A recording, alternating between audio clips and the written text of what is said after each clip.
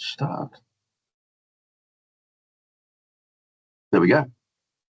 So, Jeff, I might throw it over to you just to do the introductions and kick us off. Yeah, sure. Thanks, Jamie, and thank you all for joining us this morning. It's a real pleasure to welcome Carly this morning to facilitate this particular webinar. By way of background, Carly is a Wellbeing keynote speaker and also the CEO of Corporate Wellbeing Hub. Carly previously was the Wellbeing lead at Johnson & Johnson and a winning recipient of the Best Health and Wellbeing program for 2020. Carly has a degree in health science and a master's in business, and her research uncovered key success criteria needed to build successful wellbeing programs. Carly now, in fact, shares with corporate clients those particular strategies through the Corporate Wellbeing Hub. Not only is she talented in that area, she's also a nutritionist, a mental health first aider, and a lead researcher for many government departments on research projects. It's really interesting that Carly said that her shared lived experience, deliberately ditching her own mental health and well-being to work on or to care for others, and also working full-time, did not end well. So she fully understands what it is that people are actually going through. I'm also pleased to say that Carly is a participant of the Transcend programs and certainly somebody of whom we are extremely proud. So welcome, Carly, and I'll hand over to you. Thank you, Jeff. And I will share Jeff is my coach and mentor. So I have really appreciated your support all the way along this journey. Welcome, everybody, to this webinar. Today, I'm talking about psychological safety and well-being at work. I would like to start today's event by acknowledging the traditional custodians of the land. Most of us are dialing in from the Mornington Peninsula, but if you're not, I acknowledge the land from wherever you are. I'm on the land of the Bunurong and the Boonwurrung people of the Kulin Nation, and I pay my respect to elders past and present. I would also, given this topic, particularly like to acknowledge anyone on the call with lived experience or of caring for those with mental ill health. I have worn both of those hats in my time, and you'll hear a little bit about that shortly. So my heart goes out to you. Today, what I want to talk about is a little bit about the psychological safety laws and the new regulations that are coming into Victoria in December of this year. But I also have a bucket full of wellbeing tools for you. So even if you're a sole trader or you're working on your own, you'll still have some strategies that you can take away from today's session. I am really happy for this session to be completely interactive. So if you have any questions or comments or thoughts you'd like to discuss as we go through, please feel free to jump in. You can put your hand up, you can type into the chat, you can take yourself off mute. So very happy to do that all the way through the session. And we will have some time at the end for open Q&A as well. Can I just double check that you can now see my second slide up on the screen? Is that all looking okay from your end? Excellent. Thank you for the thumbs up. Yep. Thank you. So when I hear that bio from Jeff, and it's mostly about kind of qualifications and the work stuff, and it's a little bit about my personal story, but actually my personal story is the reason why I'm here, and it's the reason why I do this work. The message you can see up on the screen is one of the biggest mistakes I have ever made. If you don't make time for your wellness, you will be forced to make time for your illness. So I was caring for my husband who was living with severe depression, and my boys were little. They were not sleeping through the night. So for any parents on the line, you'll know what that's like, having those sleepless nights. I was working 2 jobs and I was studying at night, and I was trying to take on as much stress and as many of the tasks as I possibly could at home, because my thought process was, I really want to help my husband recover, and so I'm going to take on all the stress. And I deliberately said, I don't have time for my well-being. I can remember actually making that decision and saying, I'll worry about me later once I have helped my husband, got the kids sleeping through the night, finished the next project at work, got whatever the thing was, but the time never came. What happened to me is my stress on stress on stress had my adrenaline just running all the time. I had super high cortisol levels.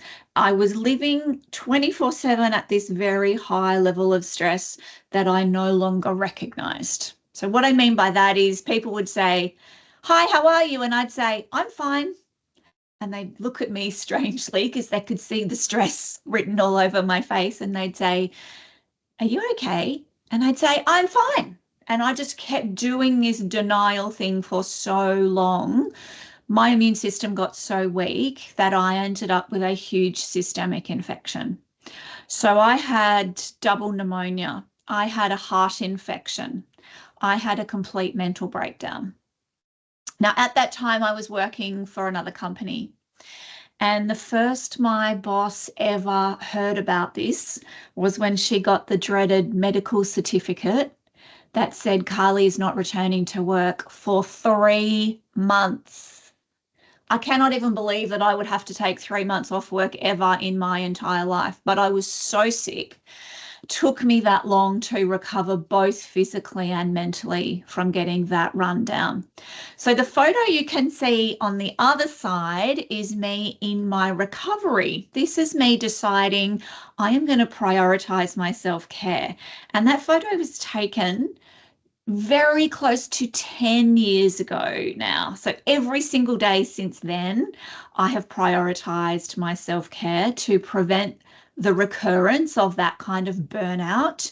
And what I want to share with you today is not just the overall landscape of what is happening in psych safety and in corporate wellbeing, but I want everyone on this call to take away some sort of motivation, inspiration. Maybe it's one new tool for you, something you can do to help look after your own wellbeing. So I want to start by sharing with you what I consider to be a completely new landscape. I've got a few numbers and facts that I want to share to describe what this looks like in the workplace. We've definitely got empowered employees, that is for sure. We have employee choice pathway. We have same job, same pay laws. We have the right to disconnect, and we have stronger worker protection. So all of these things are really empowering employees at work. 67% of employees in Australia are actively seeking to change jobs in the next year. That should terrify all people managers and all directors of every company across the country. The same amount of people are confident that they will get what they want from their job this year. And if they don't, nearly 1 in 3 are just going to go looking for another job. So they're feeling very empowered about getting the perfect job for them. We also know that well-being is now a very high priority. People expect mental health and well-being support. They expect burnout prevention strategies at work. They expect hybrid models, so they want to be able to work where and when they want to. 56% say they won't accept a job if they thought it may negatively impact work-life balance. That must be a huge change from pre-COVID, right? I think everyone was happy to take whatever, and this is now a completely different landscape. We are now demanding meaningful work with sustainability, really good DEI and ethical leadership, and we want asynchronous work. So in other words, we want to be able to work whenever it works for us in a personalized way, maybe doing 4-day weeks, maybe doing something else. Lots of people are just going straight to their manager and saying, I want to talk about my work. This is what I want. And they're just putting it on the table. What that means is that ways of working have completely flipped upside down. So what it used to look like to work for an organisation is now very, very different. Wellbeing has become a non-negotiable. Flexibility is the new norm, and we know if they don't get it, they just look elsewhere for it. The hustle and the grind culture is no longer cool. So people trying to prove themselves and climb the corporate ladder and say, I worked 14 hours this day and don't I look like I'm a hard worker? That stuff no longer resonates with a lot of the younger generation that are coming into the workplace. Job security is a given, which is why we saw the Great Resignation. People were just walking away and they were going and getting another job that suited them better. And purpose is now very important, which is what Gallup are now calling the great detachment. So if they don't feel a really strong sense of purpose and connection with the company they are working for, they emotionally detach and they start looking elsewhere. So this is what is now happening in the legal obligations space in workplaces. So you can see that landscape that I've kind of described is already starting to shift employee expectations. This is an additional layer of change that we are seeing in both public sector and private sector right across the country. These are called the psychosocial hazards at work. They have been created by Safe Work Australia, who have made a model code of practice. So what I've put up on the screen for you is a QR code that actually links to the Safe Work Australia code of practice. Feel free to open the camera on your phone and scan this code. It will take you directly to that code of practice. The reason I've put that on there is if you don't know anything about the code of practice or the laws that are coming in, that is the one single document that will not only explain what psychosocial hazards are and why we're doing it, but it actually gives you a framework to be completely legally compliant. And what they have created is so impressive. It is evidence-based, it is really easy to follow, and they even give you things like solutions and action plans to the risks that you identify. So that beautiful kind of bluey green photo is actually an image of psychosocial hazards that could potentially be in any workplace in Australia. The ones that I am seeing get identified and that are popping up right at the top, almost across every industry now, is high work demand, closely followed by bullying, which I am very disappointed to still see very high up on the list. I thought we would have come a very long way from that, but I was very sad to see we haven't. So job demands is one of the psychosocial hazards that is really increasing stress for people at work. It is listed in Safe Work Australia as low/high job demands. I'll tell you right now, I never see low job demands coming up. It's always high. And in a lot of the research that I do for the Australian government in primary industry, I am still seeing very high levels of both bullying and harassment. So what the new law requires of every company in Australia, I've just put right up the top there in a few words. A person conducting a business or undertaking, which they refer to as PCBU, must eliminate psychosocial risks in the workplace, or if that is not reasonably practicable, minimise these risks so far as is reasonably practical. And they use those words to give leverage, right? So there's a little bit of space in there for you to be able to manage that. So what that means is anyone who is running a business, if you have subcontractors come and work for you, if you employ people to come and work in your team, you have a legal obligation to make sure you know how to identify any of those hazards and risks that you can see on the screen, and to make sure that you are trying to minimize and control those. So what you'll find in that code of practice is a really good framework to step through for companies that have more than 20 employees. So if you are on this call now and you've got clients that have got more than 20 employees, you're looking at working in that space, you're looking at partnering in that space, they will all be following this model code of practice.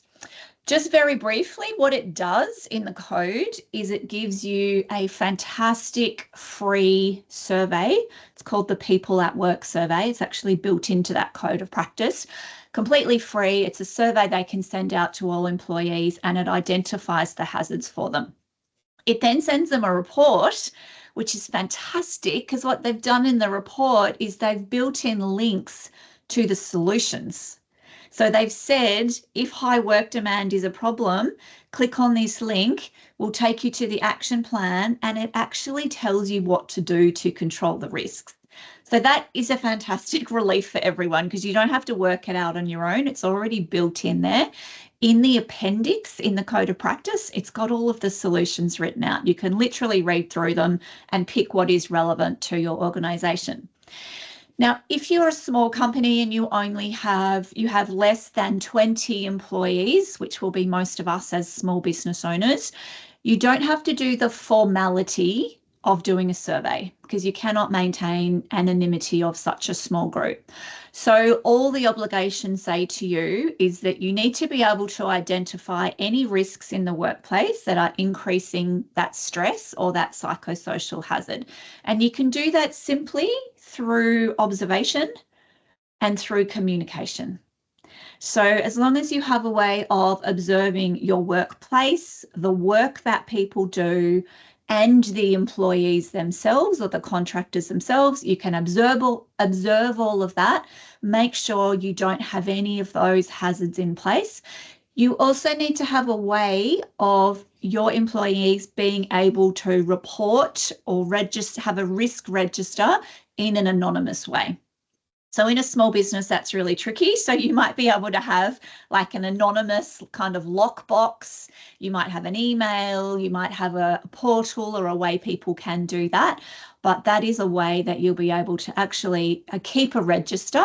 So if anything goes wrong, you've got a record of what is happening there. I am just going to pause here for a minute because I know this is new information for quite a few people. I just want to see if anyone has any questions or comments about these new legal obligations.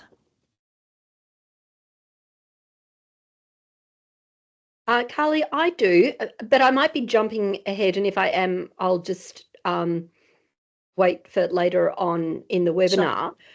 But with the new legislation coming in, employees who experience this, do they then have a different recourse against the employer with that cutoff of that 1st of December in a legal sense to actually sue their employer if they don't protect them in the workplace?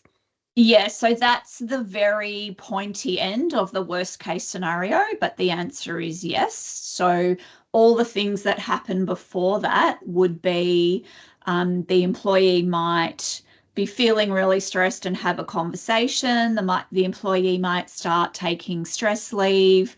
The employee might be considering putting in a workers' comp claim. At the end of all of that, if inspectors have been out, if insurers have been out and they've said, yes, actually there's risks here that haven't been controlled by the employer, the PCBU, it could end up in court at the very end of that whole scenario. And what the safe work inspectors would do in court is they would say, well, the PCBU hasn't identified the hazards and they haven't controlled the hazards. So that will play out in a court case. What I would say on the scariness of all of that is a very, very long journey. So there are so many opportunities well before you get into that scenario where you can have conversations, you can come to an agreement, you can make reasonable adjustments with somebody to make sure they can come back to work and recover well at work. You can train people in how to have conversations, you can support people, you can make some of these actions yourself and start to control the action. So there's so many things you can do well before that. But yes, you're right. It does give employees a lot more power to say, hey, they haven't followed the regulations. Let's take this all the way to court. Yeah. Another question. Hello. I don't know who that is. Hi, I'm Rosie. Hi, Thank you Rosie. very much for this, Carly. My question is, do Safe Work Australia have a self-servicing survey that people can go and do themselves to see if, in fact, one of these obligations isn't being met? Does that make sense? They do have a survey, but it is only set up for companies with 20 employees or more. Yeah, okay. That's what I thought I heard you say. So Yeah. if someone, yeah. Have you got Yeah. employees that work for No. you? I'm actually a career coach. So I work with a lot of people Yeah. who are experiencing these little speech bubbles on your slide. Yeah. And I'm just wondering if there's a place that they can go and sort of start to get a little bit more confident about what's actually going on for them at work. I mean, obviously I help them through that, but I'm just wondering if Safe Work have a little survey that you can do. They don't have a survey that is for individuals, but they do have lots of information on the website. So I would probably start. In fact, they've got an e-learning module on psych Yeah. safety that might be a good place to start. Yeah. If So you anyone can do. Yeah, it's open to the public. If you just go on, if you click on that link and you Yeah. navigate your way to, I'm pretty sure the e-learning module is right at the bottom of that code of practice. It's somewhere on that page. I would probably start there just as an education tool. Yeah, great. Thanks. Yeah, no worries. Any other questions? Okay. So far what I've covered is how dramatically the landscape has changed and the new laws that are coming into place. What I would really like to move into now is, what does this actually look like on the ground? So when we are looking at people who are in the workplace, what does it look like when it's going pear-shaped? How do we support ourselves and each other in the workplace? How do we identify the signs, and what strategies can we put in place to do that? So I would really encourage you to take some notes as you go through. At the end of the webinar, I just want to ask everybody what the one tool is that they will take away and start at the end of today. You might only have 2 or 3 things written down. You might end up with 10 on your list, but I do want you to pick one thing at the end that you can start. So let me dive in by starting with the mental health continuum image. Is there anyone on this call who has already seen this image and understands what this means? Can I just have a show of hands from people? Okay, perfect. Let's start. This is why we start here. So mental health can be a very complex topic, and I find this a really simple and easy way to take a whole lot of complexity and just make it really easy to understand. This is the mental health continuum. The green end of the arrow is mentally healthy. This is highly functioning. This is, I'm going to work, I'm socializing, I'm doing all the things, everything is a-okay. The red end is severe mental illness. So it could be severe depression, could be severe anxiety, it could be psychosis. It is usually typically not functioning well. So this might be when people are calling in sick, or they're not coming to work, or they can't get to school. Maybe they've started isolating themselves, they're not socializing, they're really not functioning at a good level, and things are really hard and life is a real struggle. In the middle, the orange section, is kind of just everyday stress, right? This is the cost of living crisis, people feeling really distressed about finances. This is relationship problems. This is a high workload and being totally overwhelmed and burnt out at work. It could be mild depression. It could be mild anxiety. But what happens is we can move up and down and along this mental health continuum. So you don't have to be stuck at any point. There are influencing factors that move us up and down this continuum. I'm going to start with the risk factors, which are pointing down the red end. Have a look at the list of risk factors here on the screen. Just make a mental note. How many of these do you think you are currently living with day to day? I will tell you that sometimes I go out to workplaces and I talk to groups of employees, and I have had people say to me, that is my entire life. I have every single thing on the list. We have got people who have got a whole lot of change, not enough support, really stressful work, really isolated. They're using drugs and alcohol. They don't sleep. They don't exercise. They don't eat healthy food. And they go, yeah, that's my entire life. And when you ask those people how they are, how are they feeling, they will usually say to you, life is a struggle.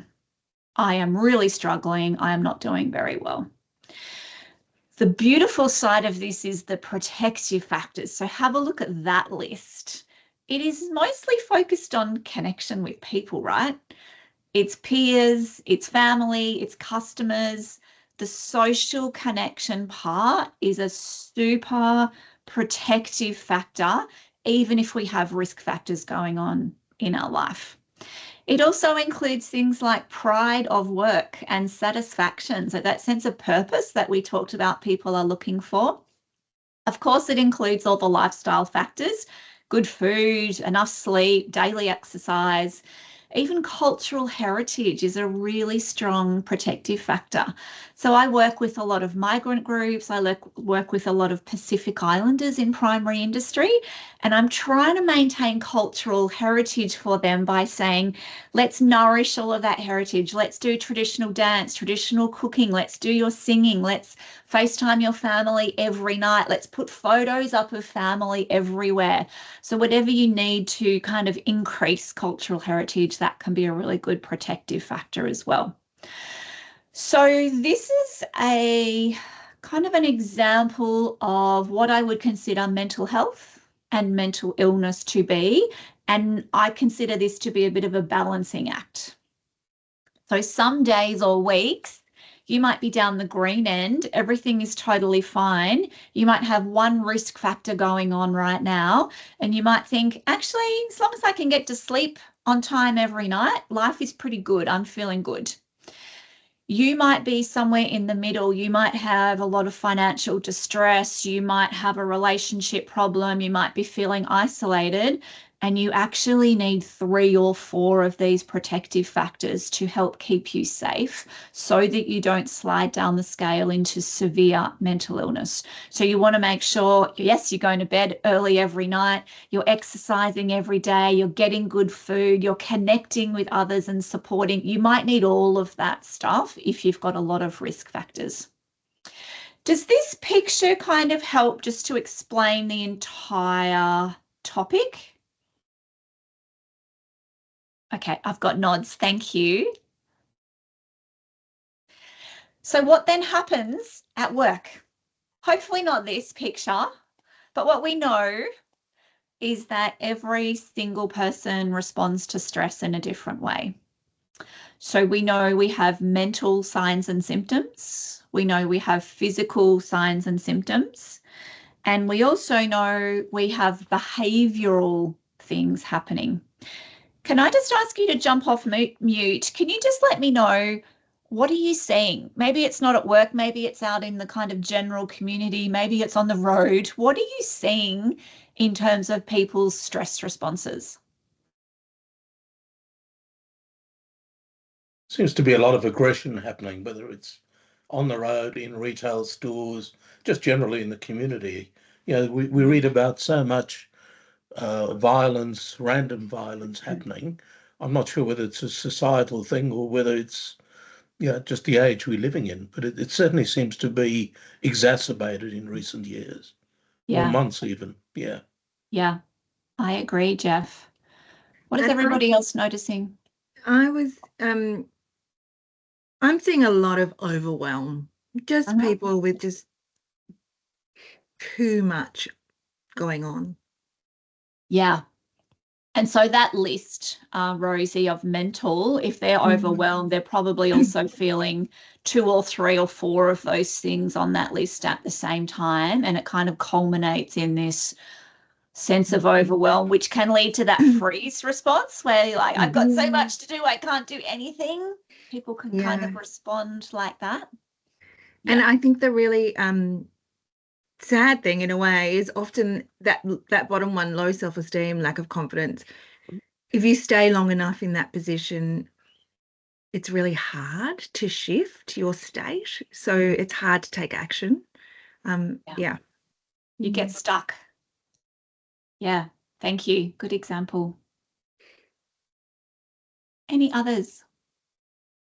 I see that there's a lot of addictions, not just, alcohol and drug, but it's also addictions to social media. So people, and shopping seems to be a big one, that people are sort of covering how their emotional state or low self-esteem with these addictions, trying to make them just feel better. Yeah.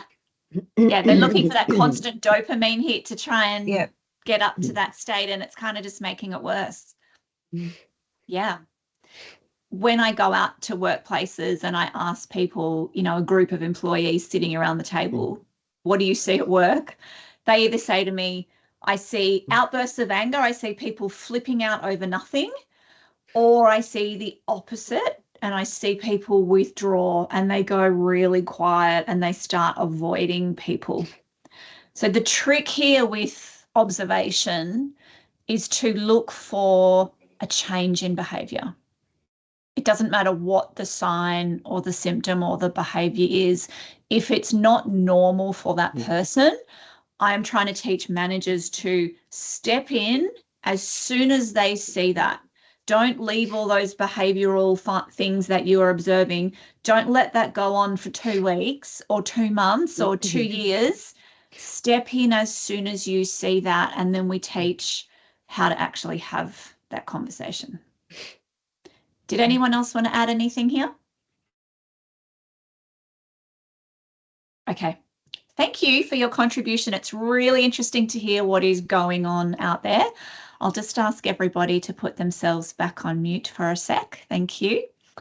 So when we're thinking about these people at work that are feeling stressed, and we're starting to see some of these signs on the road, in the community, we're seeing aggression, we're seeing overwhelm, we're seeing all of these things happen. What the statistics tell us is that Australia has the highest burnout rates in the world, and not by a little bit, by almost 20% higher than the rest of the world. So the number is now over 60%, which is very, very sad and very scary. So the top group that are struggling are the Gen Z group, followed by the millennials, followed by the baby boomers. When they shared their struggle with their managers offered a couple of solutions. They encouraged time off. They supported them to prioritise, which I think is always a good idea, and they reduced responsibility. So they probably delegated rather than reduced, but they might have reduced responsibilities. But down the bottom, there's a statistic from 2023 that said employees in Australia faced 11 major changes per year at work, as if that is not a massive stress. So they're saying, oh, come and talk to us, we'll help you, but we're actually creating all this stress in the workplace just by having constant restructures, constant new approaches, people leave, new people come, there's just constant change going on. Rosie, you're nodding madly. You seeing all this with your clients through your stories? Yeah, and I'm just a mad nodder, but yes. Okay, good. Thank you. So can we talk about this stuff at work? what we know is that 51% of people have wanted to reach out to someone to discuss their mental health, but they didn't. Another 37% received a negative response when they reached out to someone to discuss their mental health. That absolutely breaks my heart because it takes so much bravery to reach out and to talk about mental health. And probably the recipient of the conversation had good intentions, but just didn't have the skills to have that conversation. So a lot of managers that I talk to, they genuinely say, we care and we want to help. We actually don't know how to do that. We don't know where the line is. We don't know where we can ask questions, where we can't, what we should say. And so much of what my team and I do is actually teaching safe conversation skills. Like, how do we actually have these conversations in a safe way? The next group is 24% of people have been approached by someone wanting to discuss their mental health, but they did not feel equipped to effectively engage in the conversation.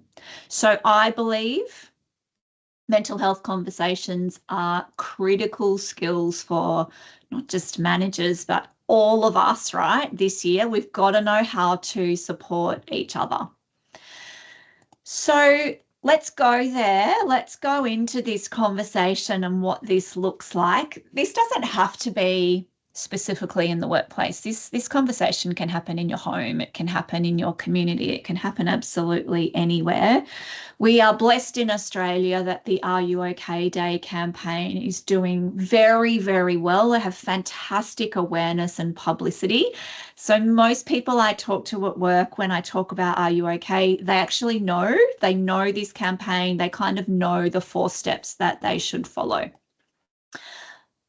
The downside of this is that photo of yellow cupcakes, it's the bane of my existence, because every time I talk to an HRD or a wellbeing lead, I'll say to them, do you have a wellbeing campaign? And they always say, yeah, we do the Are You OK Day yellow cupcakes in September. And I go, great. What else do you do? That's about it. So what then happens, and I actually saw this in real life at a workplace. I was up in Wagga. I was there on Are You OK Day, and we did an Are You OK Day event on site with a big group of tradies. And a guy came up to me at the end of the session and he said, this is the worst day of the year for me because I live with mental illness. And this is the only day of the year anyone ever checks in on me. So he said, that actually just makes me angry. And that makes 364 days of the year really hard to feel cared for and to feel a sense of belonging. So while doing this campaign at work is a fabulous thing to do, it needs to be any day and it needs to be every day. So do the campaign, but please keep the messaging about mental health conversations, about EAP, about psych safety. This stuff needs to be ongoing every single day of the year.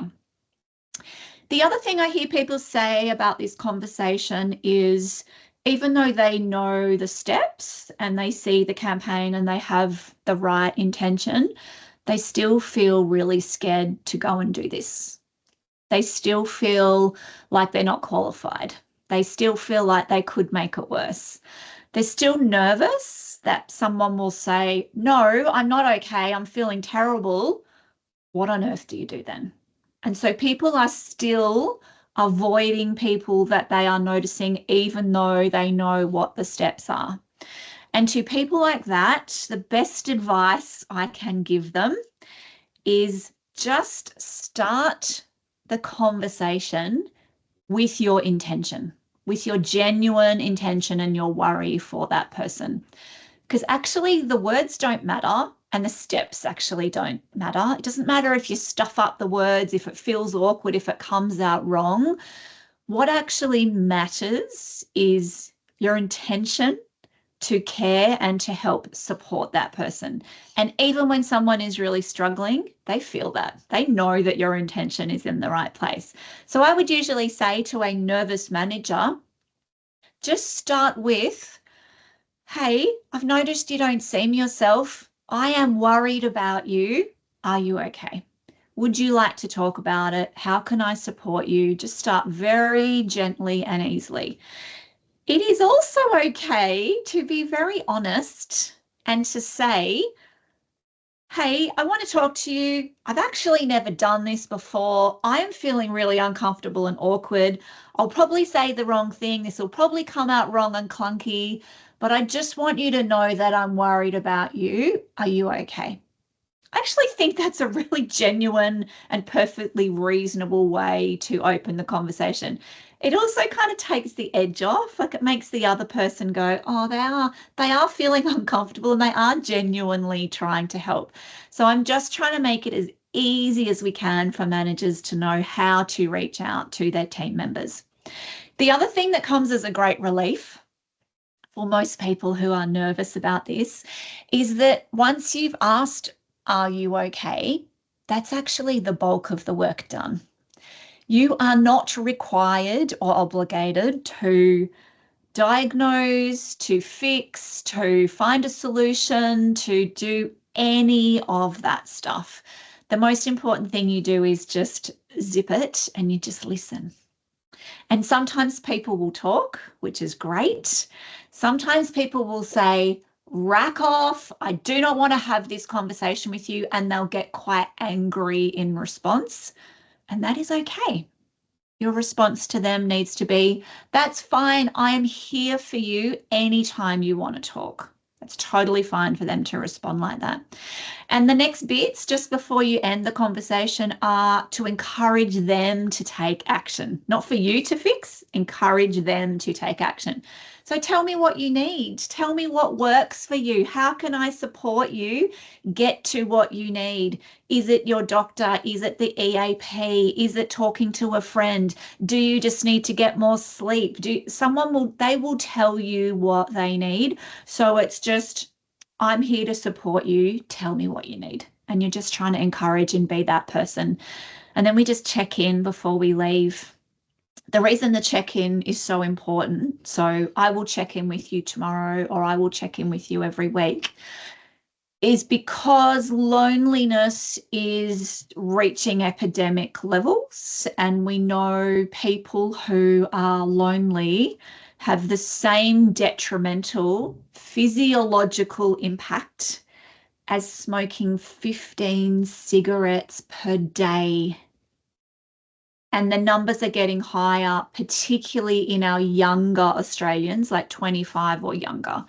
So there's just a lot of people in workplaces and in our community now who are genuinely lonely. So if you've checked in, always make sure I will check in with you tomorrow or the next day to make sure that that person is safe. Just to finish off this conversation, I would just encourage everybody to take a photo of the screen of the 24/7 mental health services phone numbers. Please make sure you've got this in photos or saved in your phone at all times, because sometimes it's really hard to get help. Sometimes it's hard to get in to see the doctor. There's a very long wait list to get in to see psychologists, especially in Victoria. And we really want people, when they have been trying to look after themselves and it's not working, to follow that message that we see on the bottom of all the supplements. If symptoms persist, talk to your health professional. And if they cannot get in to see anyone, just send them a photo of the 24/7 mental health services. I usually just put a little note and it just says, if you or anyone you know ever needs help, here's where to find it. That's Carly, it. can I say something there? Of course. My experience with these mental health services has been really poor, and I'm saying this from experience. Okay. So I'm really hesitant and reluctant to refer any one of my clients to any of these 1-800 mental health services unless I've already trailblazed it, Yeah. and already had a conversation to figure out how it works and to cross-check that it's just not a glorified referral service where I'm actually then throwing my precious client into the deep end, and they're having to then repeat their trauma over and over to strangers over a telephone. So I'm really nervous about seeing that screen there for that reason, because as I said, my experience has been really, really, really poor. That's so disappointing, isn't it? Well, it's re-traumatizing. Yeah. And the reality is that as a professional, it makes you look not culpable, but it makes you look, you're referring them, assuming that they can do the job and support. Yeah. And it's nothing but an assumption. It's not proven that they have the capacity or that it's right. So what can you say about that? So first of all, I'm really sorry that you've had that experience, and I can completely understand why you would be reluctant to refer people if you'd had that experience. I would be exactly the same. I have not had that experience. I have used Lifeline, and I have used, there's a parent helpline as well, a 1-800 number that I have rung, and my kids have used the kids helpline. And my experience of those three have been exceptional. That's my own personal experience. I've also got a number of practitioners who volunteer for Lifeline who share with me like some of the types of cases that they are trying to support. They also share with me the level of supervision that they have, so the psychological supervision that they have. They have the debriefing services available to them every day that they use, and then they're encouraged themselves to do self-care as part of that volunteer group. So my exploration of those was that they were really sound and that they were really credible, and I continue to use them. However, every time you pick up the phone to reach for help, you need to have a really good connection with that person, right? It's the same with an EAP. It's the same when you go to a new doctor. Sometimes you do need to try a few practitioners before you get a really good connection with someone. So definitely referring someone to their GP for a mental health care plan, or to a social worker, a counsellor, or a psychologist would probably be your first referral. I would use mental health services phone numbers if they didn't have any of those options available to you. I'd probably encourage you to try again, because I've found the experience to be excellent. But if you don't want to use those, go and hunt for other things that you are really comfortable with. If you haven't tried Beyond Blue or some of the others, try some others that you feel really comfortable with, because some of your clients might not have that experience. They might go in and feel really comfortable. It's complex, isn't it? Thank you for sharing your experience. Does anyone else want to comment on that?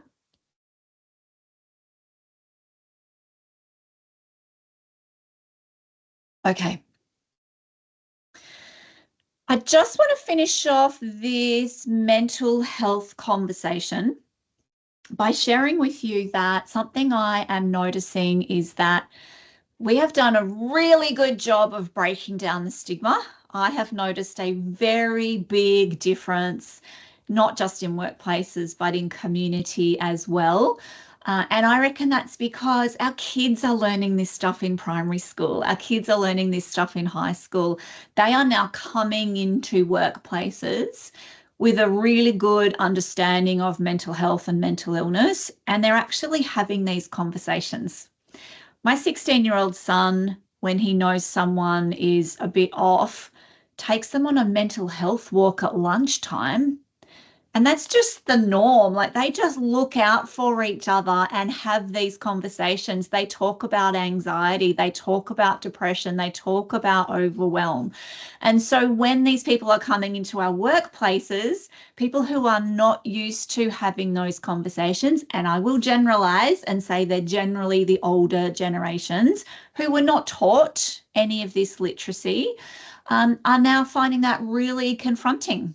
They're now saying, I'm not comfortable talking about this stuff. So there's a lot of pressure from people who I guess are not comfortable to very quickly upskill, to very quickly get more confident, and to get on board with trying to break down the stigma, particularly at work. I usually say to those people, 2 things I want everyone to do. One is check in on others and always ask, are you okay? And the second one is to be brave and let others know when we are not okay. Isn't that one hard? That's harder, right, than checking in on others. Most of us who are these kind of carers and givers, we're really good at checking in on other people, but we're not so great on letting on about ourselves. And that was me before I completely burnt out. That was me saying, I'm fine. I didn't ever say, help me, I feel terrible. But that's what I learnt from my experience. So now I can do a much better job of feeling the signs for myself. If I start to feel the muscle tension, if I start to stop sleeping, if my digestion starts to go, if I start to find it really hard to concentrate, the alarm bells start going off. I'm like, stop. You feel like you're getting that sense of overwhelm, that sense of anxiety, and that's what led me down the burnout path. So now I will say, hey, I'm having a really bad mental health day today. Or I might say, I'm actually struggling right now. I've got some stuff going on at home. I don't really want to go into the details, but I just want to let you know I'm just struggling at this time. And just the most beautiful thing happens. People just come out of the woodwork and they support you. And you just feel so much better just from that sense of having people kind of wrap their arms around you. It's also a really beautiful way to break down the stigma. Because if I'm comfortable sharing, that's sending a message to other people that I'm a safe person to talk to and that we are all really comfortable having this conversation. So they would be the 2 things I would recommend. Check in and also be brave and let others know. We're going to change tack now just for the second part of this webinar, and we're going to move into a bit more of a light-hearted topic of well-being. I want to get a bit of a sense on whether you are a well-being role model, and I'll just ask for a show of hands as we go through this. Let me see if I can set this up so I can see everybody on my screen. Here's a few questions to get the ball rolling. Have you ever worked through lunch? Anyone hands up of who have worked through lunch? Do you ever work at night? Do you ever work on weekends? Does anyone just want to leave their hand up at this point? Do you ever check email on holidays?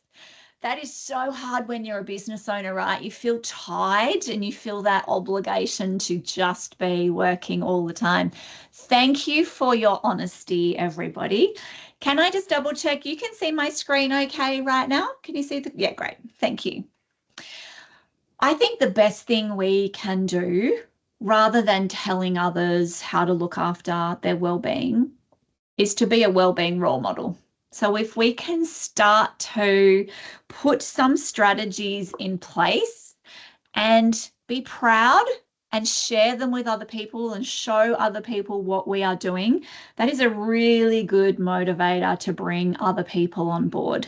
So it might not be people in your team sitting around a table. It might be colleagues, other business owners, people in this network. It might be your own clients. It might be your providers. It could be your family. If we are role modeling this stuff with things like disclaimers on our email that say, I'm out of office, or that say, I don't respond to emails after a certain time because I work flexibly, or you might put something on your voicemail, or you might block out time for yourself and say, I'll get back to you tomorrow. Like, all of this stuff is sending out these lovely messages that you are happy to prioritize your well-being.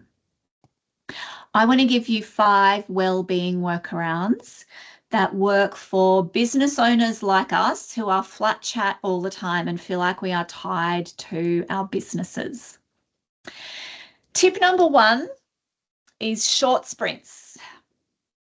There's a lot of research on this now in terms of productivity, but it's also very reflective of our well-being.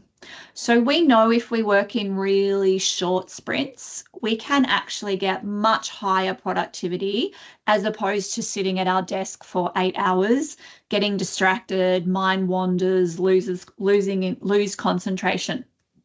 So when I say without distraction, you might need to come up with a system whereby you turn your phone off, or you put your phone in another room, or you close your email in the background so that little window temptation doesn't pop up in the corner. Just focus on one task without any distraction.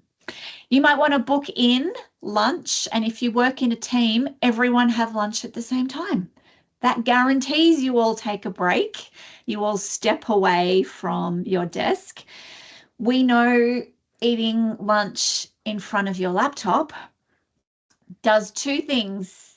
It reduces your productivity. It actually skyrockets your mistakes and your errors by about 42% as soon as you multitask. So it doesn't do any good for the actual work. It also reduces your digestion. So if you're not eating in a mindful way, and we kind of type and shovel, lots of us do that at work.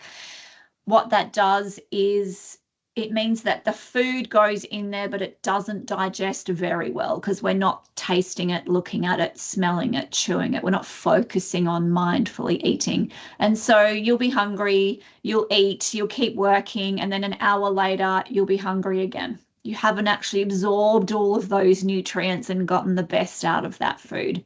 So you might want to set default meeting times just to shorter stints, maybe 25 minutes or 45. 25 minutes is fantastic. There is no mucking around in that. You get in, you make a decision, and you get out. You might schedule no meeting days. I've noticed a lot of companies doing this now, no meeting days, which I love. Or you might block out well-being time. That might be a lunch break. It might be 15 minutes, 5 minutes here, time before, time after work, whatever that is. So tip 1 is working in short sprints. Tip number 2 is micro breaks. So a micro break, some people are now calling time confetti, which I absolutely love. These tiny little snippets, they might be transition moments. They might be times that you're walking in and out of a doorway, or sitting in the car, or switching meetings, or switching tasks. It might be just taking a deep breath, standing up, having a stretch, taking a hydration break, eating a superfood snack, doing a 1-minute meditation. It could be something really tiny that we can do in a break in between our tasks. This is an example that I would love for us to do together. Can I just ask you to sit up nice and tall in your chair? Just pop your feet flat on the ground. We're going to do box breathing. So we're going to take a lovely full inhale together. We're going to hold it along the top, and we're going to do a very slow exhale. Almost like you're breathing out through a straw, and we're going to hold along the bottom. We're going to do that again, a full inhale. Hold along the top. When you're ready, a very slow exhale all the way to the bottom. And let's do our final deep breath together, full inhale.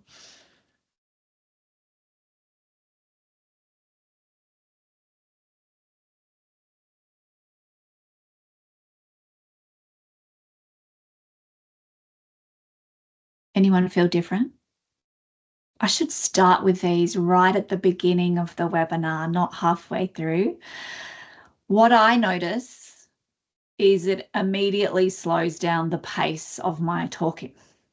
So what that does is, as soon as the diaphragm expands, it sends a message. This is the two vagus nerves you can see that go straight up to the brain.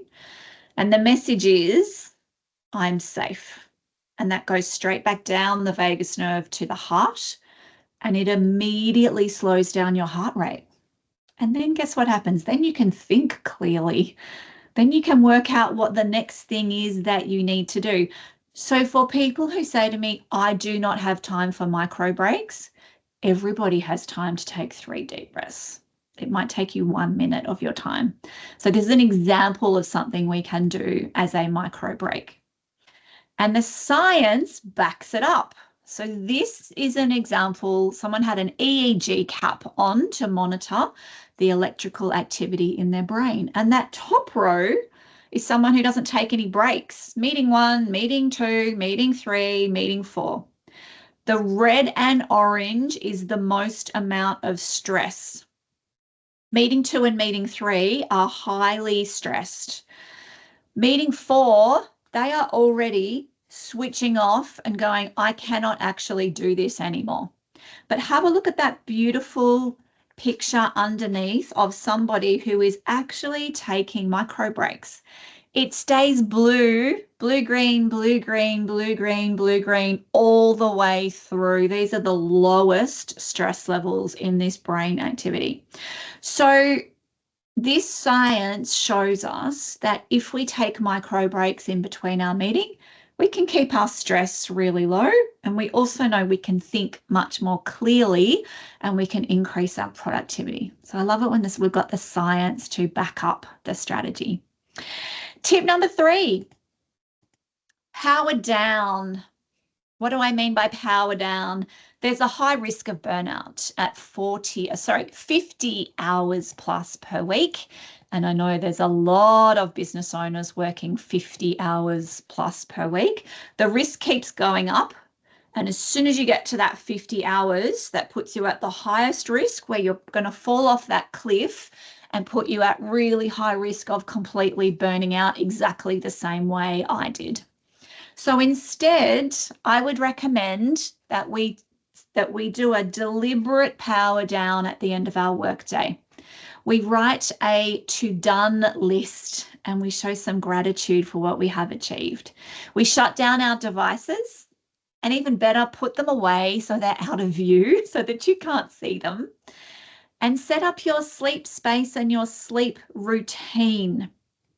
I'm going to share with you a couple of sleep tips because I know a lot of people really struggle with sleep, and it is such an important strategy, we could say, such an important thing we should all be doing to make sure we're preventing burnout.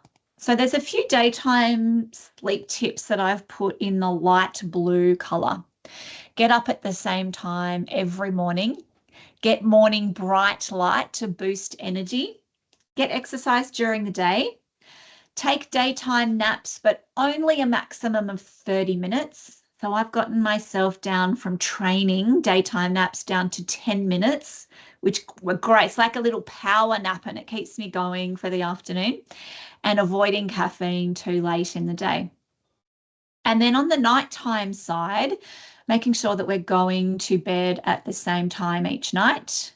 We're setting up our sleeping space to make sure it is cool, dark, and quiet. Most people I meet, when I ask them what their bedroom is like, so many people say they leave heaters going all night or that they have lights on all night. And that will not be conducive to a good night's sleep. We want to avoid large meals, alcohol or caffeine before bed. Not for everybody. Some people can drink caffeine right before bed and they're not impacted, which is fine. But if you are, maybe not after 12 o'clock is a good idea. If your brain is still busy, write down your worries. So if you wake up at 3 a.m. and you are staring at that ceiling and your brain is going round and round and round and you cannot get back to sleep, it's actually a better idea to get out of bed, write down whatever is on your mind, and give your body a chance to actually cool down in temperature, because the drop in temperature is what actually makes us sleepy again. So once we've cooled down, once we've written down our worries and got them down onto a piece of paper, it can be much more comfortable to go back to bed and go back to sleep then. And we also want to have a relaxing ritual, whether that be taking a shower, listening to music, reading a book, whatever that is, making sure we're doing that for about an hour before bed. Tip number 4, superfood shortcuts. So as a nutritionist, I get asked a lot of really detailed and advanced questions about nutrition. But the bottom line on nutrition is that 42% of our total energy consumption for Australians comes from ultra-processed foods. Super high amount that we absolutely want to get down. So I've got a shortcut for you to make it really easy to get your 5 serves of veg per day. The picture of the 5 hands across the top, that is what a serve of vegetables look like. So those 5 hands shows you what we should be eating in a day, 5 serves of veg. Now, my shortcut for you is that if you make a vegetable juice or if you make a vegetable soup, you could be eating very close to your 5 serves in one go. So if you are not a cook or you don't have time to prepare food, just cheat, use a veggie juice, use a veggie soup, and you will be very close to your 5 serves per day. The other thing I want to talk about with nutrition is to please, please, please swap out energy drinks for water. I am horrified by the amount of people I see at work walking around with cans of energy drink in their hand. When I ask people, why are you drinking this? They say, I'm tired and I need more energy. So my follow-up question is, do you know what is inside that? And most people say no. So this is a small can, 250 mils of energy drink. This has got the same amount of caffeine as 1 cup of coffee, plus 5 teaspoons of sugar, plus the same amount of salt as a bag of chips. And that's just the small one. The large one is 2 coffees, 10 sugars, same amount of salt as a party-sized bag of chips. And I meet way too many people who tell me they drink 4 or more of these per day, which is the same as 2 litres of coffee, 200 grams of sugar, which is the entire box, and the same amount of salt as 1 small plus 2 large fries. So my ask of you is that if you see people walking around drinking energy drinks, can you please tell them what is inside it so that they can make a healthy choice about swapping this stuff out for water? The other thing that's changed in terms of nutrition is we actually have new alcohol guidelines in Australia to fit within the healthy guidelines.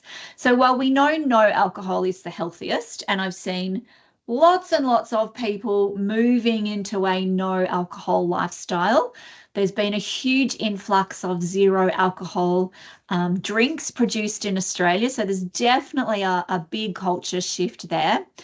But if we have people who still choose to drink alcohol, the new guideline shows a maximum of 10 standard drinks per week spread out across the week, or a maximum of 4 per day.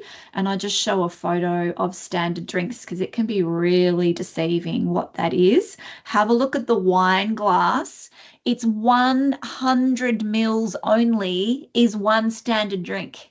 So if you ordered a glass of wine at a pub, that's more like 3 glasses of 3 standard drinks rather than 1 standard drink. Are there any questions on nutrition, food, or drinks before I move on to tip number 5?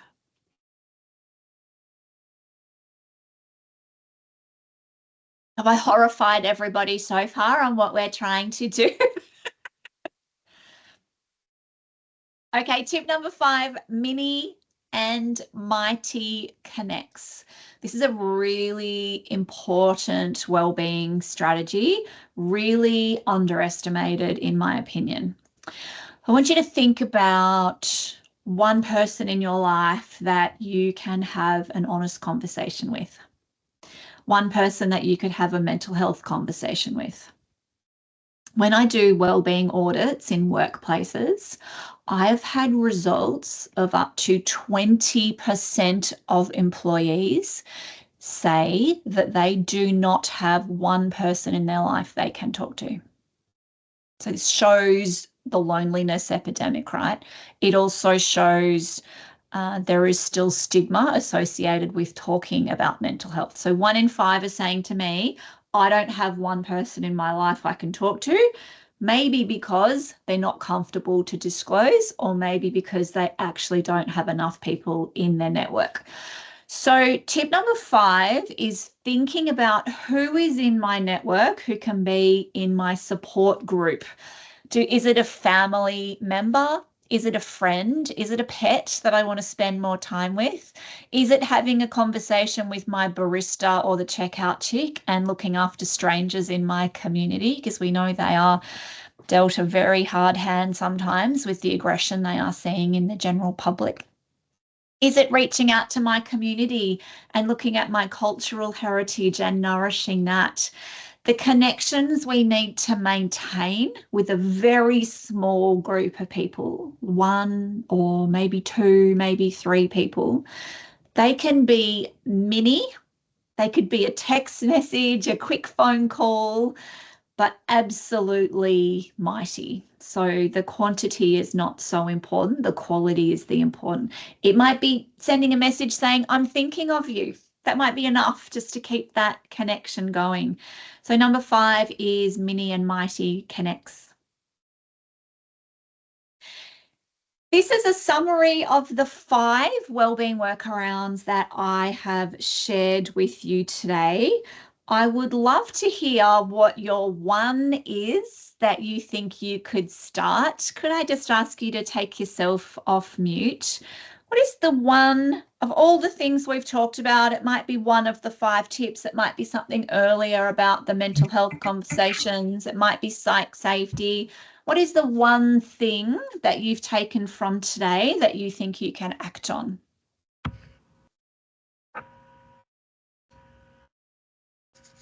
Someone's off mute. Go for it. Mini connects. Mini connects. Great. Thank you. I think I could do short sprints. Okay. And if you color code in short sprints, like I do in my calendar, it makes it really easy to see what you're up to. Okay. Anyone else? Carly, Superfoods. sorry. Go for it. Superfoods. Excellent. Thank you. I think what resonated for me was, when we talk about, wellness, it's actually to lead by example. So, we often talk about ideal life to our business owners we work with, but then we actually forget to live our own. So Yeah. it's 100% correct. It's so true. So, Jamie, yesterday I was in South Australia teaching a quit smoking campaign, and I did 14 training sessions back to back with small groups on quit smoking and quit vaping. And I went into the executive boardroom at the end of the day to do the debrief. And the managing director was at another meeting. So I was just briefing all the senior leaders, the HRDs, all of that group. And he popped his head in the door and he said, am I meant to be at this meeting? And I said, no, it's fine. I'm just doing a debrief on all the training that we did today. We're talking about trying to move the smoking hut out off-site, and we're trying to get smoking rates down. And he said, I'm just on my way to the smoking hut. Perfect example of when you have leaders who do not role model and wonder why their smoking rates are up at 40% for all their employees. Yeah. So, yeah, I agree with you, Jamie. The more we can role model and actually share, I'm actually doing this now, share some of those stories. That's a fantastic motivator for other people. 100%. Thanks for sharing. Before I leave today, I want to give you 3 rules for success so that you can actually achieve the one thing you have picked today. So take your one strategy, your one tool, your one action. The first rule is to write it down. So make sure you've got it written down on a piece of paper. That increases your chances of succeeding or achieving your new goal up to 42%. Rule number 2 is share with a buddy. There's a reason why I asked you to share with us on this call, but also take your tool and go and share it with a business partner or a friend or a family member. Have a buddy in place to be your accountability buddy. That'll increase your chances up to 65%. So Jamie needs to go to Rod. Rod needs to come back to you. You need to keep each other accountable for what you're going to do. 100%. And rule number 3 is to check in. So if you book check-ins with that buddy, you got a 95% chance of actually achieving that goal.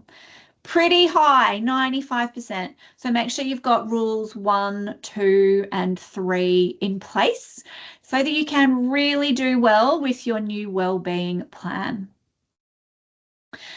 That brings me to the end of today's webinar. I'm really happy to open for Q&A if there's any other questions or if you want to discuss anything we talked about today, anything about health and wellbeing.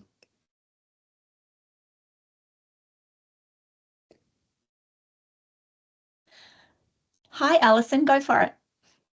Yeah, I was just thinking, when you're working with people, I'm a therapist, and I often say after session, "Oh, ring me anytime if you need help." That's probably not a good thing to say. How do you support people out of hours, without, having them ring you anytime? Is that a requirement of your role that you be available out of hours? I guess it's something that, I kind of think of when I am working with someone, that I will be there for them. And it's probably not a realistic thing. I agree with you, Alison. I think putting your boundary in place is a really good idea. What I do is I have an open calendar. So I have my calendar link on my email, or I send it out. It's on my website. Everyone can book into my calendar whenever they need to talk to me.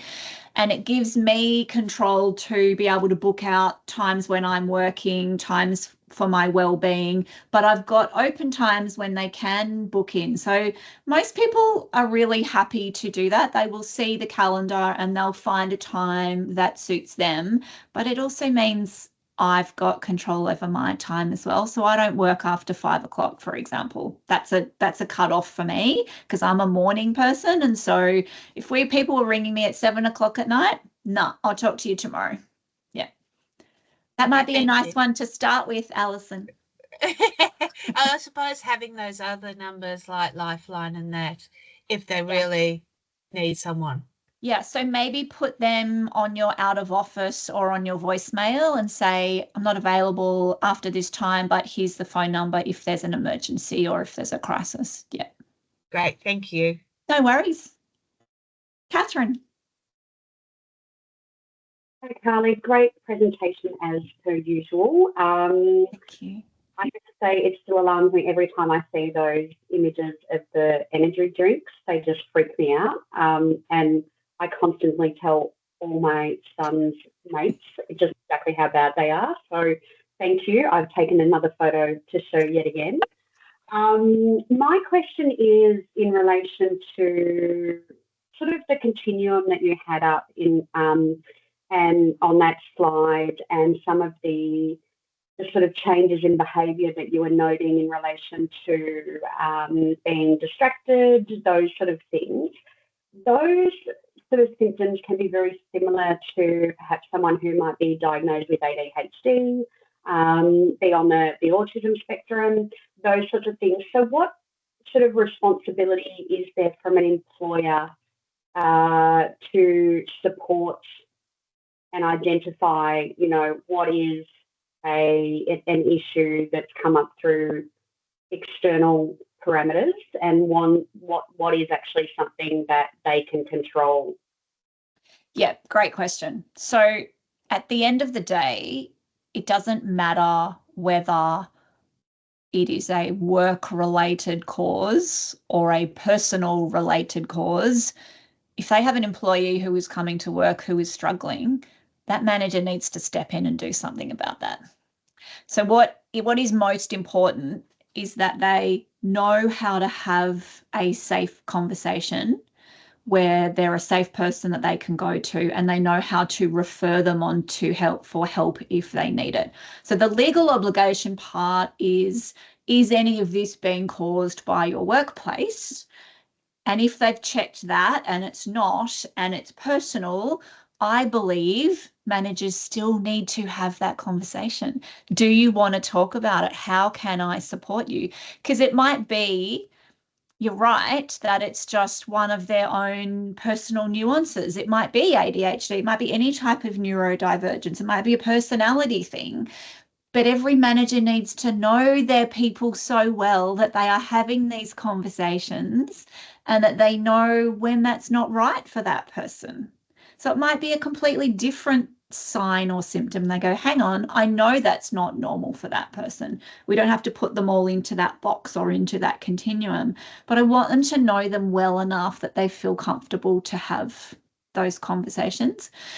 And also, I love what is happening in the space of neurodivergence and D&I. We've come such a long way in the last even 5 years in workplaces, not just with policies, but people are genuinely much more caring and much more understanding and have much better awareness. So I'm seeing lots of training going on neurodivergent employees and how to support people and how we communicate with people and how we employ those people and all those things, which makes me very, very happy. Thanks, Carly. No worries. Any other questions? No. Thank you all for your time. Thank you, Carly. It really is, I think, a really important topic, because whether you're running, a large business or your own business, it is the people who make your business. I was listening to a podcast, and it was actually a business owner from Dubai, and the person interviewing referred to him as, you're the owner of the business, you're the business, etc. And he actually stopped the interviewer and he said, no, I may own it, but I am not the business. I'm not the reason the business is successful. It is because of my employees. And it's so true. And as a business owner, we just happen to hold the position of an employee. So we do need to be very mindful of our own health. If we're not healthy in mind and body, we really can't make good business decisions, and we can't achieve what we want to achieve through our business. And we refer to that as our ideal life. So you got to get that balance, and you've really got to hold yourself accountable. And it's really, really hard, because I don't do it well. So a lot of what Carly was referring to, I'm sitting here going, yes, yes, yes, yes, yes. So my wife is working really, really hard to change my habits. And it's not easy after having habits for such a long time, but such an important topic. Thank you, Carly. You're doing a wonderful job in this space. And we appreciate your support and taking the time out. Thanks, Jamie. Thanks, everyone. It was lovely to have you here today. Thank you. It was great. Thank you all. Bye. Take care. See you, Jamie. Bye.